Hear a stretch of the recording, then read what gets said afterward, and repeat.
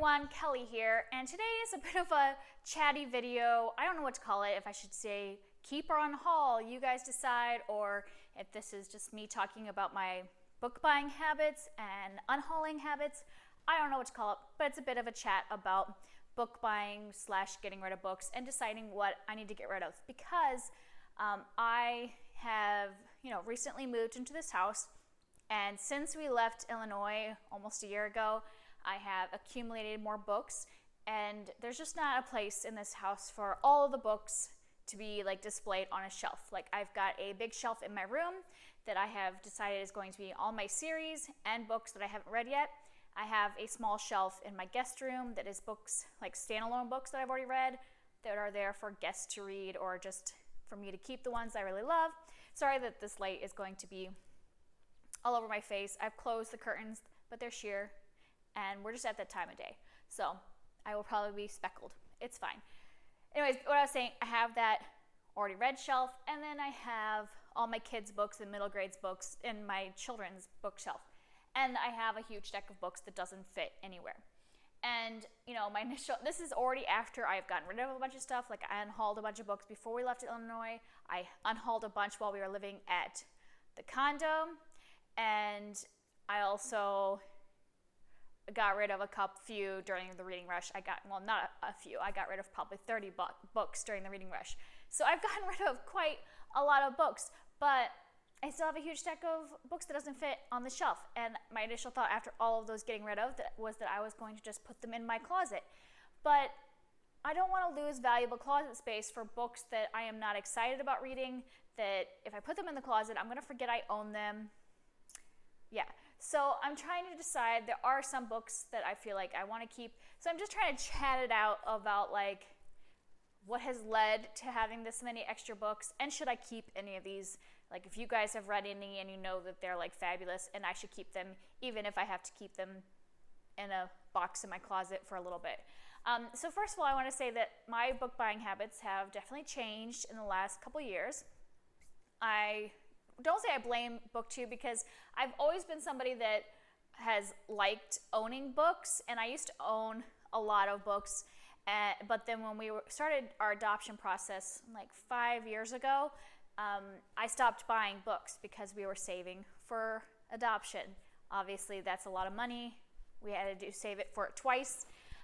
So for the last 5 years, before 2018, the 4 years before that, I didn't really buy more than a few books a year, or maybe a few at used bookstores here and there, but definitely no new books.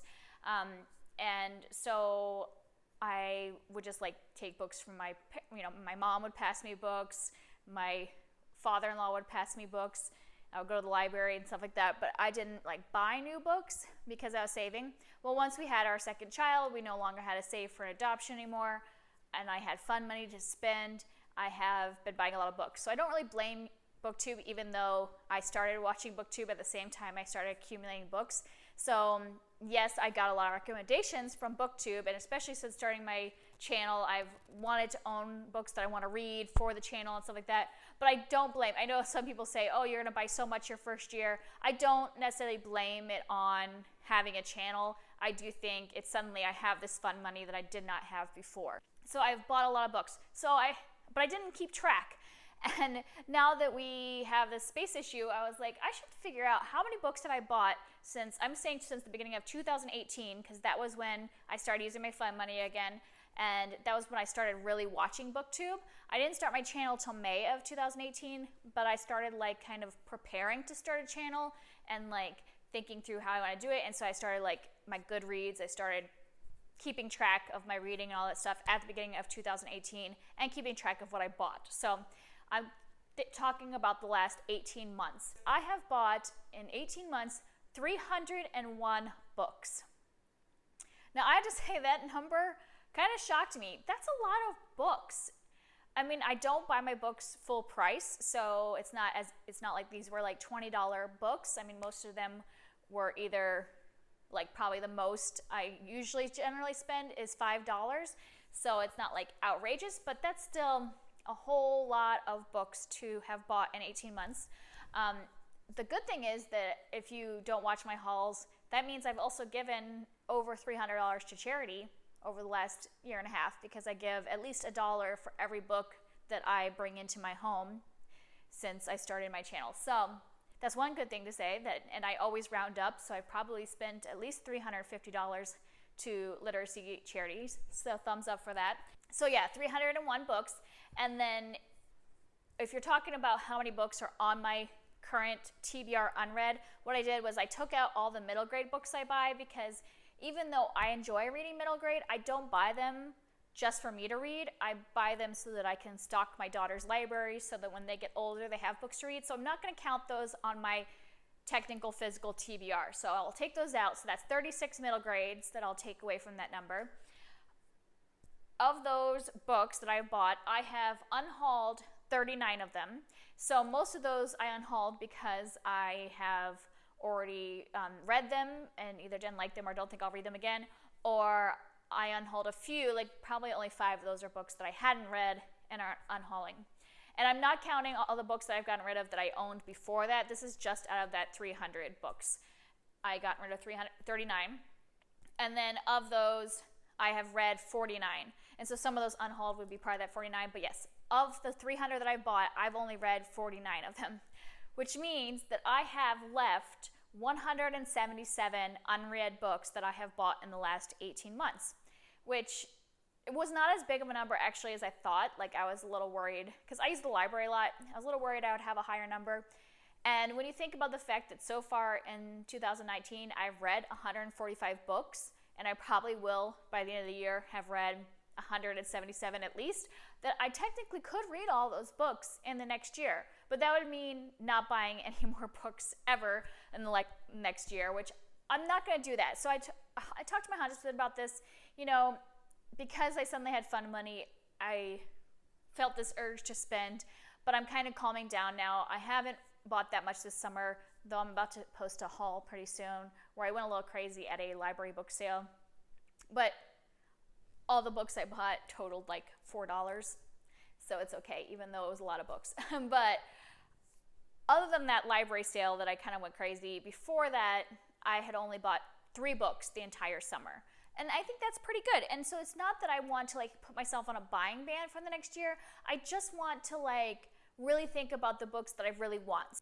So after that long explanation, I have a stack of books. Let me count them real quick.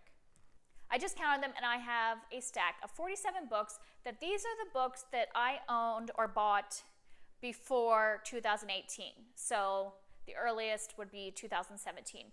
Some of these books I just bought in 2017, and so I definitely don't want to get rid of those because a lot of those were ones I was really interested in, and that's not that long ago. But some of these books I have owned, I think there are a few that I've owned since college, which, if you don't know how old I am, I graduated college in 2003, which means that I have dragged these books around through 8 moves. 8 moves that I have like boxed up some of these books and carried them around. And if I haven't read them in the last, 16 years, why am I keeping them? So let me show you the stack real quick. I'm not going to go through every book by book. I'm going to talk about a few of them because I want to get your advice. Some I know I should just get rid of, but some I want to like kind of ask you guys. And I know there's a few I want to keep because I just bought them in 2017, so it's not that long ago. But let me show you the whole stack first. Okay, everyone, this is the stack. So over here are my nonfiction, fiction, and then some box sets, which I'll talk about. So in case I don't go through every single book, if you care to know which titles, so I don't talk about something and you're like, you have to read that, here you get your chance to see all of them. So these are all my nonfiction. I'll talk about the box sets, so we'll skip that. And then these are all my fiction books. And like I said, these are all ones I bought before 2018. All right, I pulled the fiction first to talk about. I'm gonna like separate these into ones that I know for sure I'm keeping, and then ones that I am most likely gonna get rid of. So of the ones that I'm most likely gonna get rid of, let me know if there's any that you absolutely think I should keep. So first, for the ones I'm going to keep, I have a couple books from the Charles Lennox Mysteries. I am actively reading the series. I just read one of them like a couple months ago, so I'm still interested in keeping those. My mom sent me this copy of Lilac Girls. This is a World War II historical fiction, and it gets super good reviews on Goodreads, so I thought I would keep it for a time when I want like a depressing war book. But yeah, I've heard it's really good. And then I have The Night Circus, which of course everybody knows about this book, and I just haven't gotten around to read it. I don't know why. I've owned it since 2017, so I got it right before this kind of like beginning of my channel, and I am interested in keeping it. And then I have the 2 box sets, which I am keeping. The first is called The Grimshin Chronicles. This is a historical fiction romance, and it's not really something I'm interested in reading, but I'm keeping it because this set was given to me by my mother-in-law. She liked to give me books that she read, and sometimes I wasn't interested and got rid of them. But this she gave to me about 2 weeks before she died, and so like I just can't get rid of it because like this is like one of the last things she personally handed me before she died. And so even though I'm not really interested in the series, I'm just gonna keep it. I'm sure you guys would not fault me for that. And then the other box set is the Sherlock Holmes, and I have been reading these recently. And now those are all the ones I am definitely keeping. Now are the books that convince me, otherwise I'm just going to get rid of them all.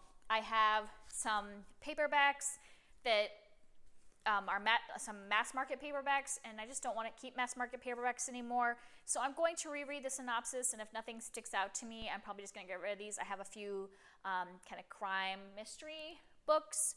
I have Memoirs of a Geisha, which I do want to read, but you know, I just haven't gotten around to it. So if I don't get to it in the next month, I think I'm going to get rid of this copy and just get it from the library, because you know I can get a library copy. It's popular enough. And then I have this is probably the oldest book I have, Primal Fear. I loved Edward Norton while I was in college. He was my favorite actor. So I had bought this book because I loved the movie Primal Fear. But like I said, I graduated in 2003 and I've never tried reading this. So even though I have fond memories of the movie, I should just stick with the movie. It's fine. And then I have a few that I've just been keeping because they're kind of like popular older titles, and so I keep thinking I'm going to read them, but most of these I've owned for a long time. So unless you guys really love them and want me to keep them, I'm probably going to get rid of them. I have P.S. I Love You because I liked the movie and realized it was a book. Secret Life of Bees. This was a really popular like book club kind of book, and I just never read it. And Time Traveler's Wife. I know my friend Tia from Tia on the Books, if you're watching this, I know you love this. And I think I've watched the movie, or at least part of the movie, and I just never picked up the book. I don't know. And then I have The Longest Ride by Nicholas Sparks, and I actually, sorry, the light is getting worse. I'm going to move over a little bit. I actually started reading this book. I made it halfway through, like 180 pages, but it was at the time when Eliza was first born, and she would not be put down. Like her first 10 months, I basically held her all night long. And so I never had time to read because after Bernadette went to bed, I was holding Eliza while she slept in my arms. And so I only listened to audiobooks. And so basically I started this book, Eliza was born, I never finished it. That's been like a year and a half. So like part of me thinks that I might just give up on because I'll have to reread the first half of this book. And I kind of don't really like Nicholas Sparks anymore. I tried another one of his and I didn't like it since then. So I think I'm just going to watch the movie. Is that sacrilege? Like, tell me if you've read this and you think it's good. If not, I'm just going to watch the movie. It'll be fine. Judge me if you want, but it's okay. I know people on BookTube don't love Nicholas Sparks, so it's fine. And then I have several Jodi Picoult books, and I've been slowly getting rid of I owned tons of her books. I owned probably like 10 of her books, and I've been slowly getting rid of them. I got rid of all the hardbacks. I got rid of all the mass market paperbacks, and so I had these trade paperbacks. And I kept thinking I would read her books again, but I have not read one of her books in its entirety since 2006, I think, or 2007. It's been since I've lived in New Jersey, but I've been carrying them around with me since then, and we've moved at least 4 times since then. So I really should just get rid of these. So unless any of these are like your absolute favorite, I have Perfect Match, Change of Heart in 19 minutes. I'm just going to get rid of them. I can always get them from the library if I really need to. And then I have just a few books that people gave to me that I don't even know. I don't even know what Letters from Sky is about. My mom loves Karen White. Anybody read Karen White? Let me know. And then Bel Canto, I've heard good things about this, but it's like a mystery book that also involves opera.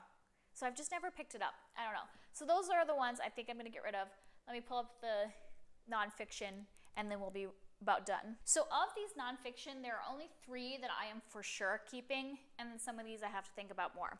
I'm for sure keeping The Weekend Homesteader, which is a book I had gotten when we decided to move to the country. And this is kind of just like a how-to guide of how to like basically start your homestead. And I haven't read it yet because we hadn't moved yet, and I didn't see any reason to read it until we were in the situation where I would actually need to like be gardening and doing all that stuff. So I'm going to read it now. My husband has read it. He says it's great, so I will go ahead and read that. And then I have 2 like giant nonfiction biographies that I do want to read, but they're just giant, and I just need to pick a time where I just get them and read them a little bit at a time. I have the Hamilton biography that was the inspiration for the show, and the other one is Leonardo da Vinci. A friend gave me this, and she said it was really interesting, and I've actually had 2 other people read this and say it was really good. So I think with these biographies, you know, you don't have to sit down and just read them all. I could just like, let me chase away from the light, sorry. I can just like take 3 months to read those books. It's fine. If anybody's read either of those, let me know how you did it.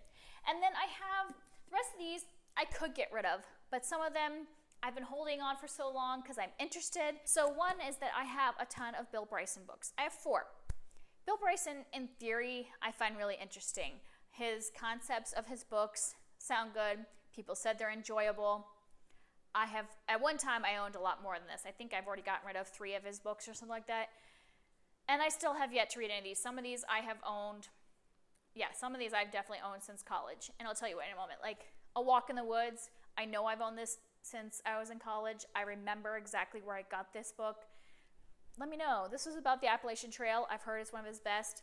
In a Sunburned Country, I know I've owned this since college because I bought it when I came back from, I'm trying to think of when it was.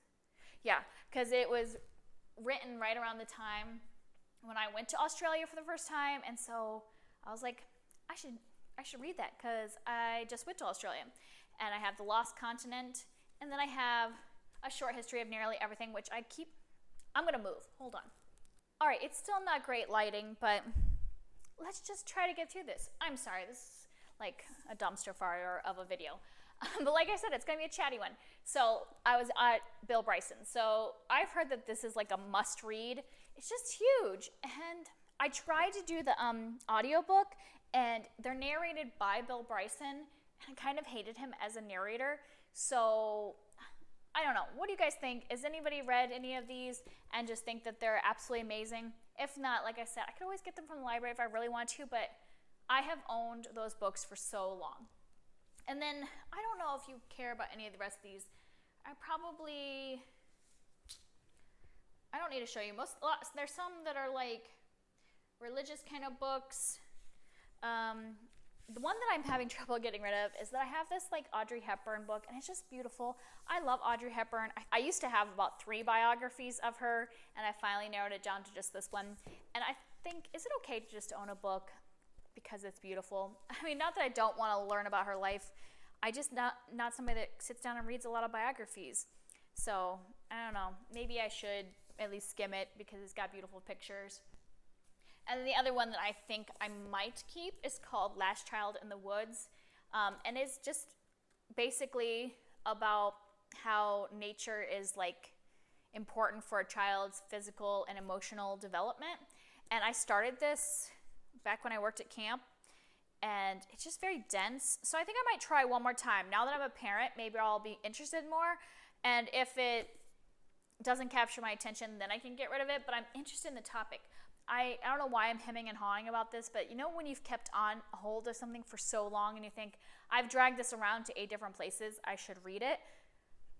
But maybe I just need to make this video to tell myself it's okay to get rid of these because I have 177 unread books that I am actually interested in. I looked through the entire list of the books I have bought recently and still own, and I am actively interested in all of those books. I just, need the time to get to all of them. And I am a mood reader, so it takes me a little longer. I can't like assign them. So yeah, I think that it's time to get rid of these ones that I've been holding on to for a long time. But I'm going to show you a clip of just the books that I am thinking of getting rid of. And if there's any of them that are like your absolute favorites or you think are really worth keeping, let me know. Otherwise, they're all just going to go so that I can save room on my shelves for the books I'm really interested in, and then I don't have to keep things in my closet. All right, so these are the novels that I am going to get rid of. So speak now or forever hold your peace if there are any that you think I should keep. These are the nonfiction that I am going to get rid of. And then this is my stack that I'm hemming and hawing about that I can't decide. Sorry if this was too much of a babble video. I just needed to like talk it out and maybe get some advice from you guys and feel like it's okay to get rid of these books that I've been holding on to. Also, this is my first video that I am wearing my microphone, so let me know if the sound is better, if you're hearing me better than normal. Just ignore the fact that the lighting is all messed up. One thing at a time, people. One thing at a time. We'll get there. All right, if you would like to talk about any of these books down below, I'd love to hear from you in the comments. Thanks, bye.